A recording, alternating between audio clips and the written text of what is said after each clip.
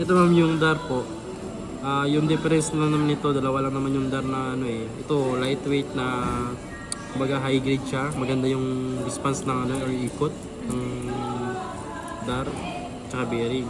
Then yung sa likod naman po, lightweight din siya, medyo magaan lang siya sa aluminum roller. Then yung ano, so dampers para sa balance ng ano, sa talon niya tsaka sa trucks. So yung kulay ng ano, dampers is gold, black tsaka silver. Then yung mga e-party sa likod, yan, party lang yan po. Pero meron niya high grade ma'am, yung mga e-party. So ito ma'am, ano lang to, parang basic, ano lang, basic setup lang to kasi hindi pa siya fully build na high grade lahat.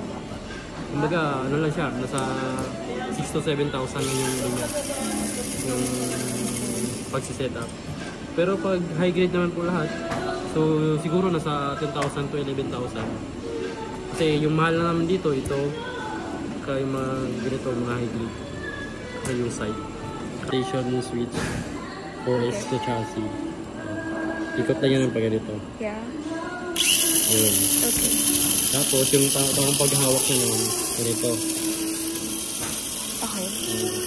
So, ikaw mo yung hawak ma'am. Kakan mo.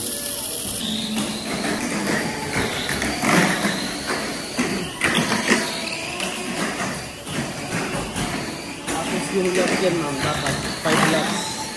Yung 5 laps mo yun, kung saan nga face mo naglapat na kulay, dun mo siya mahuhuli. Tulad yun, ito, ikot na yan.